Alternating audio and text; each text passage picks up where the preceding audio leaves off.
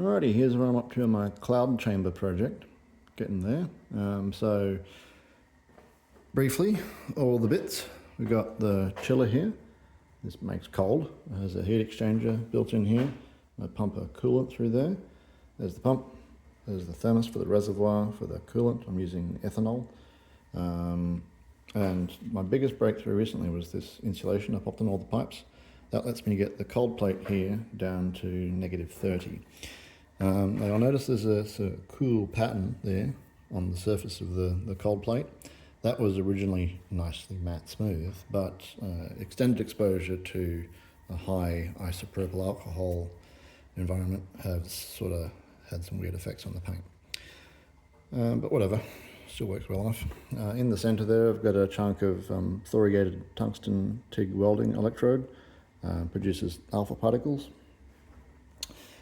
which I should be able to see, but not yet. More on that. So back here you can see the coolant pipes go into some ports on the bottom there, and that just circulates the ethanol through the bottom of this aluminium plate. So I've got a couple of layers of this foam insulation board stacked up onto there, and then sort of a wall built up around on top of that with some tape. There's an acrylic box on top of that with the world's worst silicon job. It is truly terrible. I want to get a glass one. I'm going to buy a bunch of float glass and make a new box for it so it looks a bit nicer. Maybe a double box, because some of the commercial ones I've seen have got two shells for insulation purposes. So I've got a power regulator there so I can tune the speed of the pump. There is a sweet spot for the pump. Too slow and it doesn't pull enough heat out of the plate. Too fast and it generates too much heat and you lose the bottom of the temperature curve. I've got these DS18 B20 temperature sensors scattered all over the place, wired back to this M5 microcontroller. It's just an ESP32 with a battery and some stuff. So I've got one on the cold plate, one in the reservoir, and one on the compressor, so I can check to make sure it's not getting too hot. The control board there is just shorted out with 5K or two 10K resistors to make it run flat chat. So pump sucks out of the reservoir, pumps it through the heat exchanger, comes out of the heat exchanger, into the chiller plate, back out of the chiller plate, into the reservoir. I've got a thermocouple stuck in there as well, because when it gets down to about -30, the DS18B20 starts reporting garbage on the SPI bus, or the I2C bus, or whatever it is. Yeah, I think it's actually some sort of proprietary one-wire thing. But yeah, they go bugger when they get too low temperature. So I've got a thermocouple in there as well to monitor the temperature on that.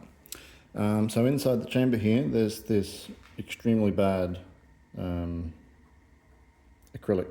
black acrylic trough that runs along the top, and inside there is some nichrome wire. Focus. There's some nichrome wire running through there, and it sits under the level of the isopropyl alcohol that I pipe in there.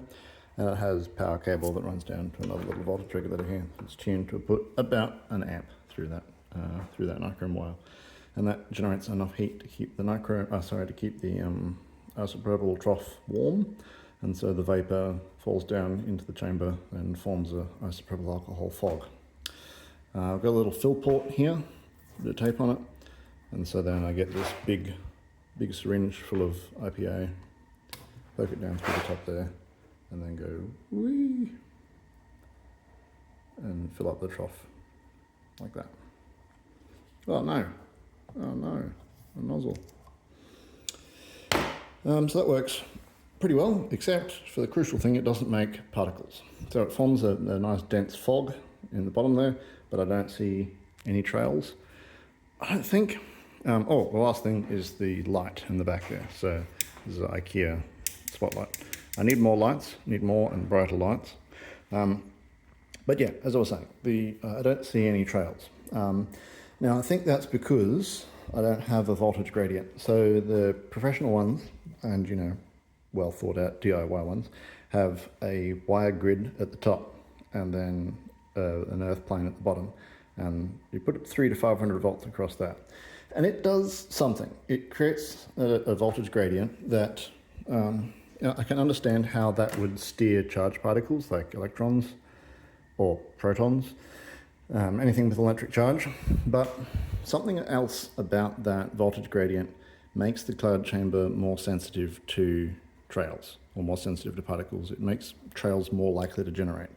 I don't know if that's because it's sort of upped the energy floor, so it's easier for a trail to condense when a particle comes through and nudges it over the threshold into nucleating into a cloud.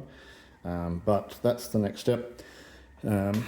So the parts are on the way, and I'm going to rig up a grid of wire just under the surface at the top, and then ground it on the aluminium plate, and then hopefully we should get some action.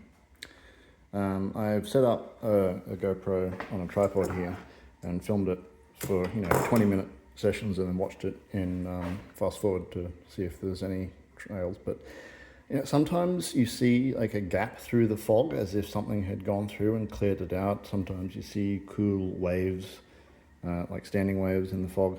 It looks very interesting, but I don't see any of the nice bright trails that I've seen in other versions. But yep, that's what I'm up to. Okay, bye.